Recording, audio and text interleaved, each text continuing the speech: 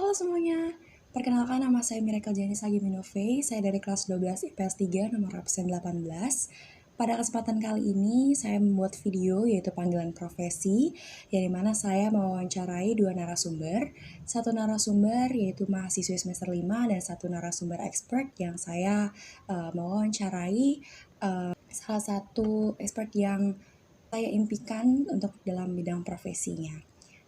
Sebelum mulai ke video wawancara, di sini saya akan menjelaskan pada pilihan studi yang akan saya lanjutkan nantinya.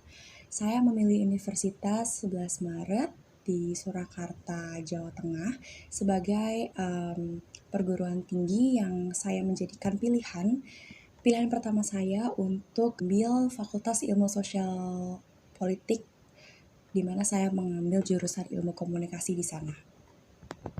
Lalu sebenarnya apa sih alasan saya mengambil jurusan tersebut? Banyak sekali faktor-faktornya, dimulai dari saya kecil hingga saat ini saya suka sekali untuk berbicara, baik itu di depan banyak orang ataupun berbicara secara dua tatap langsung dua orang. Dan menurut saya berkomunikasi itu sangat penting, dan selagi manusia masih ada di dunia ini, komunikasi tidak akan ada habisnya. Dimana kunci dalam menjalani hidup itu ada di komunikasi. Maka dari itu, saya memilih ilmu komunikasi yang memiliki prospek pekerjaan yang cukup luas sebagai salah satu pilihan studi saya. Lalu pasti bertanya-tanya dong, kapan sih saya mendapatkan motivasi untuk melanjutkan ke pilihan studi ilmu komunikasi ini nih? Nah, motivasi itu muncul di mana saya melihat bahwa ternyata orang yang bisa berbicara di depan banyak orang, lalu bisa berkomunikasi dengan baik sebagai penyalur informasi dari satu orang ke orang lainnya, itu sangat berperan penting. Dan dari situ saya memiliki motivasi bahwa saya ingin menjadi penyalur berkat, penyalur informasi dari satu orang ke orang lainnya. Dan maka dari itu saya ingin mendalami lebih lagi tentang ilmu komunikasi.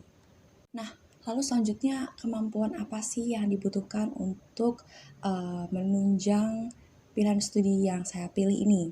Yang paling penting adalah kemampuan kreativitas yang tinggi, karena dalam ilmu komunikasi itu sendiri kita tidak hanya berbicara depan banyak orang, kita tidak hanya berbicara secara verbal, namun kita belajar secara nonverbal, di mana kita bisa menyalurkan pesan melalui media ataupun melalui foto.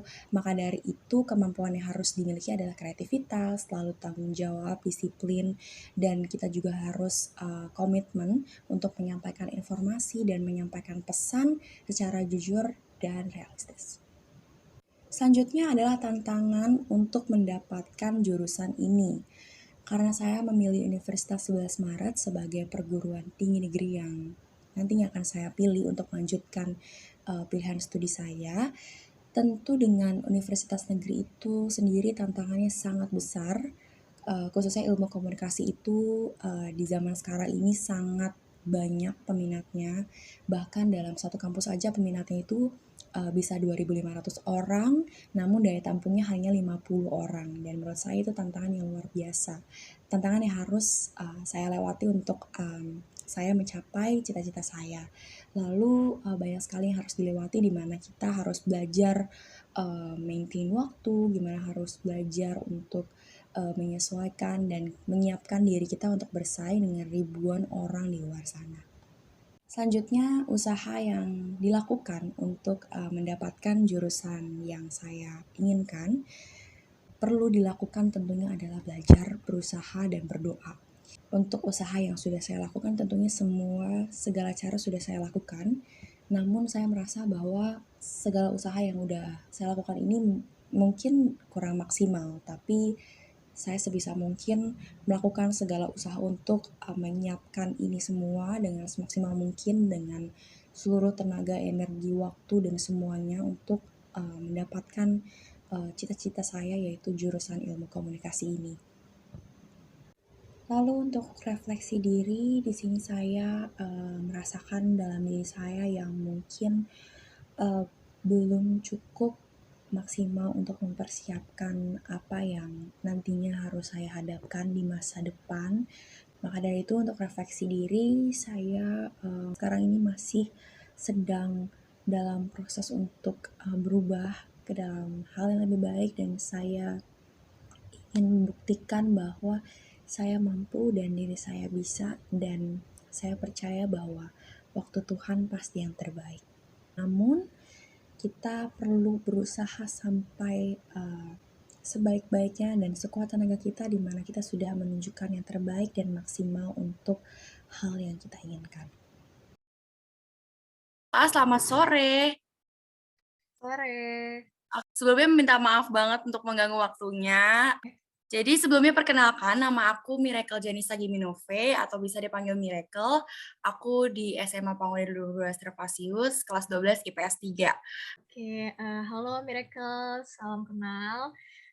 Nama aku Amelia Suryajaya, biasa dipanggil Amel. Saat ini aku mahasiswa semester 5 di Sekolah Tinggi Ilmu Komunikasi dan Sekretariat Tarakanita. Ini ada pertanyaan yang pertama, alasan kakak untuk mengambil jurusan yang kakak jalanin sekarang ini apa sih, Kak? Tanya kenapa ngambil jurusan ilmu komunikasi, sebenarnya lebih apa yang udah passion aku. Aku itu kan orang yang suka ngobrol di depan banyak orang, suka tampil di depan banyak orang gitu. Jadi aku ngerasa jurusan ilmu komunikasi ini yang paling dekat dengan passion aku gitu. Oke, lanjut kita ke pertanyaan kedua. Nah, menurut kakak keunggulan dari jurusan yang kakak ambil sekarang nih apa sih? Komunikasi itu gimana caranya kita memang benar berkomunikasi dengan baik, bisa menyampaikan apa yang pengen kita pengen kita sampaikan ke orang lain itu dengan baik gitu. Tapi itu semua ada seninya, ada caranya gitu. Di perusahaan pun ilmu komunikasi itu ternyata sangat terpakai gitu. Tanpa orang-orang ilmu komunikasi sendiri itu produk itu nggak bakalan bisa sampai kepada masyarakat dengan baik gitu. Oke, nah aku mau tanya nih Kak, ini sih dari pertanyaan dari pribadiku sendiri, kan banyak nih orang yang underestimate kayak ilmu komunikasi itu belajarnya paling gampang atau masuk ke dalam kategori jurusan yang paling gampang dan jadi apa ya ibaratnya belokan anak-anak yang gak mau ngitung-ngitung. Menurut Kakak tanggapannya gimana nih? Dibilang orang-orang ngambil ilmu komunikasi karena nggak mau ngitung gitu, karena nggak ada hitung-hitungannya. Sebenarnya nggak sepenuhnya salah sih, karena di ilmu komunikasi itu kita cuman ketemu di 2 mata kuliah kalau aku.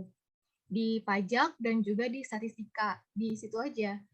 Tapi sebenarnya kalau misalkan dibilang gampang, itu juga nggak gampang, karena balik lagi, di ilmu komunikasi itu kan kita bukan belajar tentang berkomunikasi aja gitu.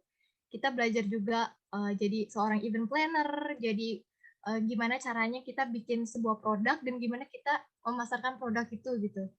Nah itu semua menurut aku mikir banget sih kayak. Oke gitu aja sih Kak untuk wawancaranya. Terima kasih banyak untuk Kakak Amel. Semoga kuliahnya bisa lancar, bisa lulus tepat waktu, bisa kerja di tempat yang Kakak mau. Dan terima kasih udah sharing-sharing buat aku yang mau masuk ilmu komunikasi.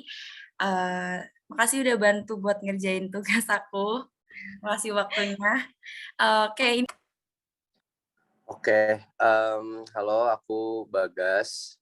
Nama aku Muhammad Fata Bagaskara, boleh dipanggil Bagas. Aku tinggal di Bekasi, dan aku saat ini posisinya sedang bekerja, baru lulus tahun kemarin di ilmu komunikasi pastinya di LSPR, dan sekarang aku lagi bekerja di creative agency, itu industri kreatif sebagai marketing, kayak gitu. Nah, aku pertanyaannya ini seputar udah ke kerjanya ya, ke versi yang udah kerjanya. Dan mungkin Kakak Bagas bisa cerita sedikit nih di ilmu komunikasi itu belajar apa sih? Terus apa yang harus dipersiapkan untuk masuk ke ilmu komunikasi? Ya, seandainya kita mau masuk ilmu komunikasi, kita pelajarin aja dulu. Misalnya kita mau jadi jurnalis atau pembawa berita gitu ya, atau mau fokus di bidang radio gitu, atau kita mau fokus di marketing tadi, bisnis dan lain-lain, itu kan semua ada marketingnya, tergantung kita mau fokusnya kemana. Di situ kita pelajarin teori-teori komunikasinya, ada berbagai macam komunikasi, kayak komunikasi verbal, komunikasi non verbal, terus komunikasi interpersonal, komunikasi intrapersonal, itu kan nanti banyak lagi gitu. Jadi komunikasi massa, komunikasi kelompok, komunikasi organisasi, itu kan nanti beda-beda tuh ilmunya. Nanti disitulah kalian pelajarin lebih dalam lagi. Terus kita gimana caranya bisa ngomong di depan umum, public speaking, dan lain-lain. Gitu. Oke, kalau boleh tahu tadi kakak sekarang kerja di mana nih kak? Aku sekarang kerja di sebuah creative agency. Pernah dengar creative agency? Nah.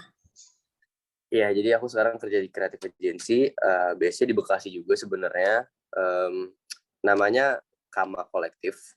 Jadi kita ini fokusnya di sosial media manajemen, terus digital marketing, kayak gitu. Nah, menurut kakak nih dari yang jurusan ilmu komunikasi ini, pas ke pekerjaan kakak sekarang tuh relate nggak? Apa yang kayak, wah selama ini yang gue pelajari ilmu komunikasi ini ternyata kepake banget gitu. Sejujurnya relate banget. Karena gini, kalau misalnya bidang pekerjaan aku sekarang ini kan sebenarnya bidang pekerjaan yang baru ya. Karena kita kan fokusnya di sosial media, sementara sosial media ini juga kan baru ada di generasi kita gitu ya. Jadi memang bukan ilmu yang sudah ada dari dulu, kita pelajari lagi. Tapi secara keseluruhan sebenarnya bersosial media itu kan isinya kita berkomunikasi gitu.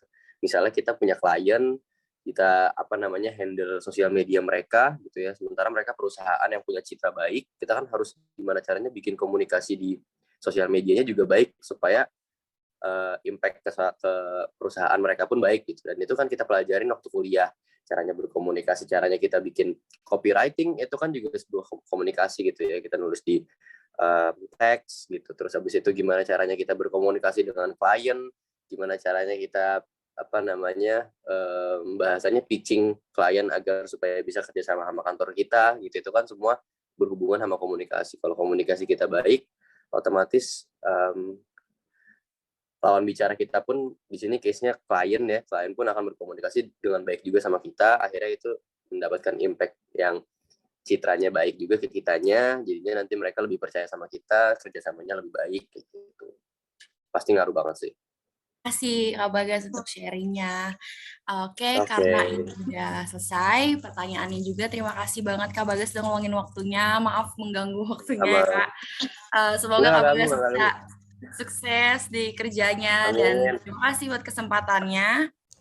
Sekian itu video yang sudah saya rangkai untuk tugas panggilan profesi ini. Saya harap saya bisa menggapai cita-cita saya. So, buat kita semua, jangan lupa berdoa dan berusaha, khususnya anak-anak kelas 12, di mana di sini ada penuntut jalan kita, jangan sampai salah pilih, dan bawa Tuhan dimanapun kita berada. Bye.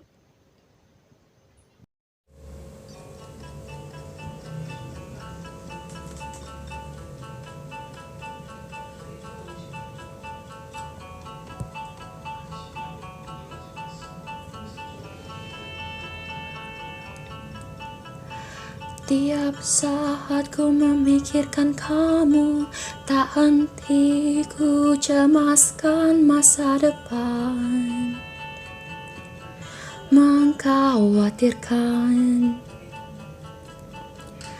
usaha yang ku lakukan malam, siang, pagi, dan setiap saatnya hanya untuk masa depanku. Dan ku punya mimpi yang sangat ku harapkan, hanya 11 Maret yang ku inginkan. And I was crying on a black desk, begging please don't go. UNS, terimalah aku jadi calon mabamu. Aku layak dan sangat potensial, terima aku dan usahaku. Hanya Tuhan yang tahu jalannya.